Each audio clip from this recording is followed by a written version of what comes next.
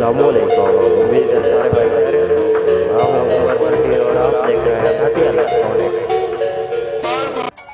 तो आज हमारे पास ये बनने के लिए आई है 14 वोल्ट की सप्लाई, जो हमारे रूटर पे लगी होती है।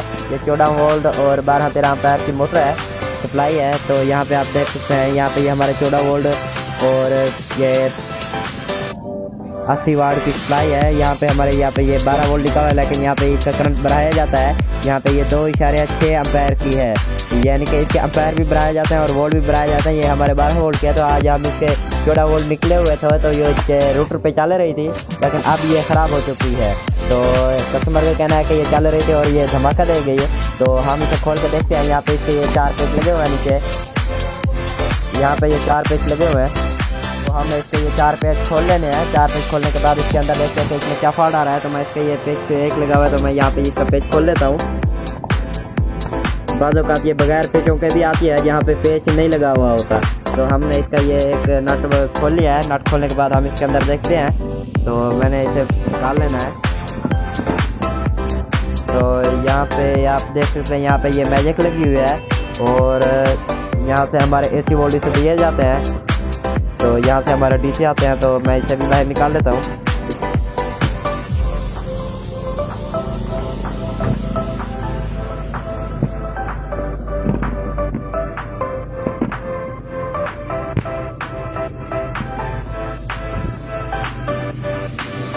तो यहाँ पे आप देख सकते हैं कि ये हमारे सबसे पहले ये जो हमारा कंप्रेसर है, इसकी एक टांग टूटी हुई है।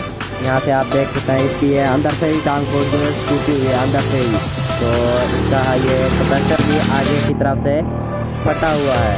तो इसका ये कंप्रेसर भी ख़राब है। और इसके बाद हम इसे AC वोल्ट दे के देखते हैं। तो सबसे पहले हमें ये चेक करना है कि इसमें ये यहाँ पे एक फ्यूज़ ये लगा हुआ है और दूसरा फ्यूज़ हमारा यहाँ पे ये लगा हुआ है। तो हमने सबसे पहले ये चेक करना है कि हमारा फ्यूज़ ठीक है कि हमारे फ्यूज़ ख़राब है। तो हम इन दोनों फ्यूज़ को सबसे पहले चेक कर लेते हैं। तो हमने अपने मीटर को कंटिन्यू कर रेंज पे रखने के बाद इसका हम यहाँ पे ये 2 फ्यूज़ लगे हुए हैं, एक ये है और दूसरा यहाँ पे ये लगा हुआ है। तो सबसे पहले हम इसकी सिलिकॉन निकाल लेते हैं। तो सिलिकॉन निकालने के बाद हम इसका फ्यूज़ चेक कर लेते हैं। यहाँ पे आप देख सकते हैं, ये हमारा मीटर जो है बजर दे रहा है। तो यानी कि ये हमारा एक फ्यूज़ तो ठीक है, ये वाला। तो ये वाला हमारा फ्यूज़ ठीक है और हम दूसरा फ्यूज़ चेक कर लेते हैं। तो हमारा यहाँ पे बजर नहीं दे रहा, यानी कि ये हमारा फ्यूज़ ख़राब बता रहा है। तो हमें ये फ्यूज़ को डायरेक्ट कर लेना है सबसे पहले। तो मैं इसे एक तार की मदद से डायरेक्ट कर लेता हूँ।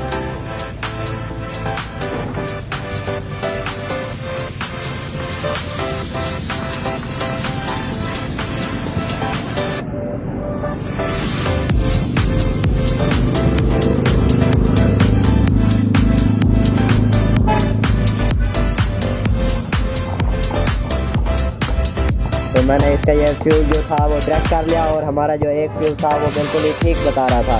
तो अब इसके बाद हम इसका ये जो कैपेसिटर लगा हुआ है ये वाला, तो हम इस कैपेसिटर को भी निकाल के नया कैपेसिटर लगा देंगे। यहाँ पे आप देख सकते हैं, ये कैपेसिटर लगा हुआ है हमारा 400 वोल्ट 180 UF का, ठीक है, 400 वोल्ट 180 UF का। तो हम इसकी जगह पे ये लगा देंगे 450 वोल्ट 68 UF का। अगर आपके पास बड़ा हो तो आप बड़ा लगा सकते हैं, लेकिन हम यही लगा देंगे, इसकी मदद से भी ये चल सकता है। तो हम इसके ऊपर से ये तारे हैं जो ये यहाँ पे काट लेंगे।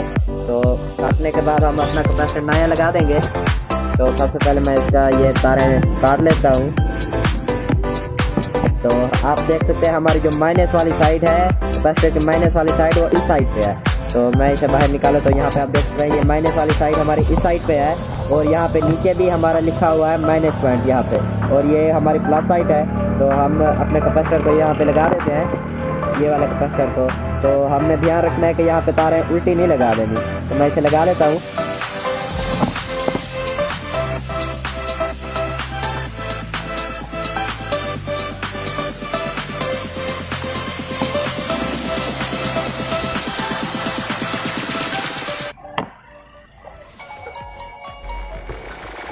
यहाँ पे आप देख सकते हैं, ये मैंने ट्रांजिस्टर ले लिया है 20 and 60 का ट्रांजिस्टर ले लिया है। तो अब हम इस सप्लाई में लगा के देखते हैं कि ये अब वर्क करता है कि नहीं करता। तो सबसे पहले हम इसके वर्किंग चेक कर लेते हैं।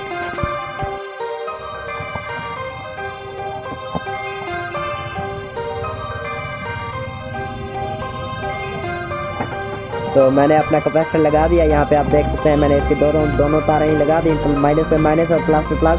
हमें कोशिश करनी है कि ये कैपेसिटर हमें उल्टा नहीं लगाना है। उल्टा लगाएंगे तो हमारा इसमें कैपेसिटर भी फट सकता है और सप्लाई भी डेड हो सकती है। उसके बाद हमारे यहाँ पे ये ट्रांजिस्टर लगा हुआ है, तो सबसे पहले हम इसे सीरीज में लगा के देख लेंगे कि आगे क्या हमारी ये चल जाती है कि नहीं चलती। अगर ये नहीं चलती तो फिर इसका ये ट्रांजिस्टर लगा हुआ है, ये ट्रांजिस्टर लगा हुआ है तो इसमें फॉल्ट आ सकता है या आगे भी कोई मसला हो सकता है। तो हम सबसे पहले इसे सीरीज में लगा लेते हैं।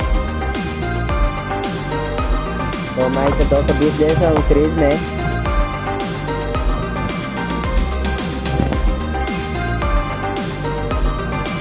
तो सीरीज में लगाने के बाद आप देख सकते हैं हमारा ये नीचे से सीरीज जल जाता है।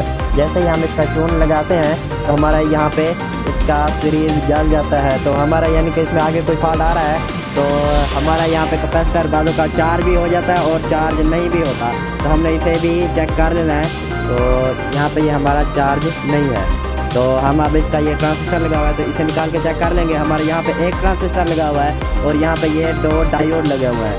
तो ये इसका हम ये ट्रांजिस्टर निकाल के इसका चेक करेंगे कि इसमें और क्या फॉल्ट आता है।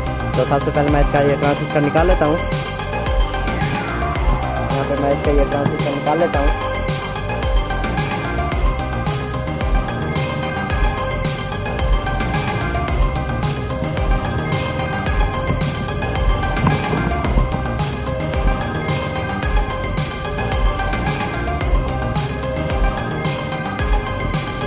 ट्रांजिस्टर मैंने निकाल लिया और उसके बाद हम इस ट्रांजिस्टर को चेक करेंगे, ट्रांजिस्टर मॉसफेट को। तो यहाँ पे आप देख सकते हैं ये यहाँ पे हमारा लगा हुआ है 11N80 ट्रांजिस्टर लगा हुआ है। तो हम इसे चेक करेंगे कि क्या ये ठीक है या ख़राब है। तो अब हम इस ट्रांजिस्टर को चेक कर लेते हैं। तो सबसे पहले हम जो यहाँ पे ये हमारा ट्रांजिस्टर है तो माइनस वाली पॉइंट हमने यहाँ पे रख लेना है और माइनस के बाद जो हमारा प्लस वाला पॉइंट है हम यहाँ पे रखेंगे। तो यहाँ पे आप देख सकते हैं हमारी 0.2 पॉइंट रीडिंग दे रहा है, यानी कि ये हमारा बोल रहा है। तो हम इसे दूसरी साइड पे लगा देते हैं। यहाँ पे भी हमारा बोल रहा है तो हम दरमियान में ये के बाद यहाँ पे ये देख सकते हैं यहाँ पे भी हमारी रीडिंग दे रहा है। तो यहाँ पे ये हमारी चारों तरफ से रीडिंग ही दे रहा है, यानी कि ये हमारा जो ट्रांजिस्टर है ये ख़राब है। तो इसकी जगह पे हम नया ट्रांजिस्टर लगा के देख लेंगे। तो हमने नया ट्रांजिस्टर ले लेना है। यहाँ पे आप देख सकते हैं ये मैंने ट्रांजिस्टर ले लिया है 2060 का ट्रांजिस्टर ले लिया है। तो अब हम इस सप्लाई में लगा के देखते हैं कि ये अब वर्क करता है कि नहीं करता। तो सबसे पहले हम इसके वर्किंग चेक कर लेते हैं। तो इसके यहाँ पे हम लगाएंगे तो यहाँ पे ये जो पहले की कली लगी हुई है तो हम सबसे पहले इस कली को साफ कर लेते हैं पत्थर की मदद से। तो मैं इस कली को साफ कर लेता हूँ।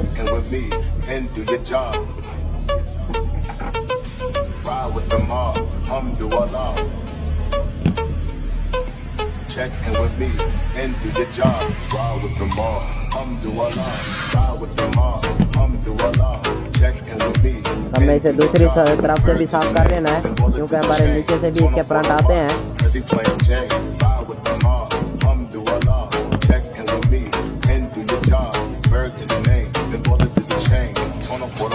तो हमने इसे साफ करने के बाद यहाँ पे देख सकते हैं ये हमारा बिल्कुल ही साफ हो चुका है। तो हम इसमें अपना ट्रांजिस्टर नया लगा देंगे। तो मैं इसके अंदर ये अपना ट्रांजिस्टर लगा लेता हूँ।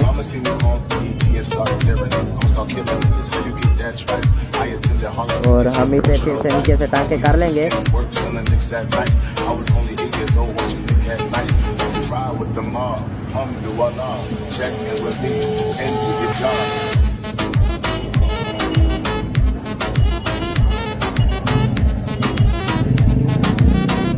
तो मैंने इसे नीचे से टांके कर लिए हैं, यहाँ पे आप देख सकते हैं। उसके बाद हमने जो इसकी ये तारें भरी हुई हैं तो हम सबसे पहले इसकी ये तारें काट लेते हैं।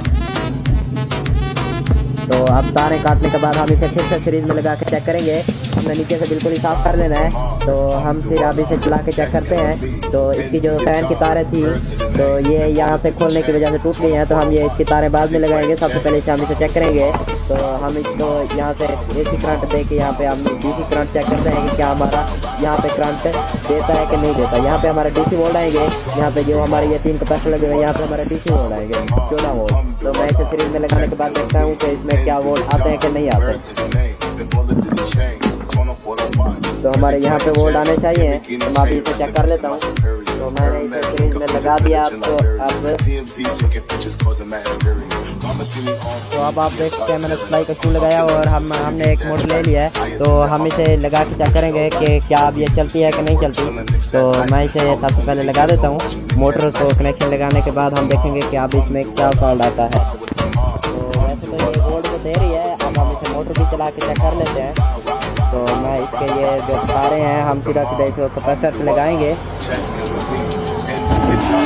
तो आप यहाँ पे देख सकते हैं हमारी जो मोटर है वो चल चुकी है। यहाँ पे आप देख सकते हैं हमारी मोटर चल चुकी है। तो अब हम इसके अंदर फैन के कनेक्शन करेंगे और बाकी इसके कनेक्शन करने के बाद फिक्स करने के बाद आपको चेक करा देता हूँ।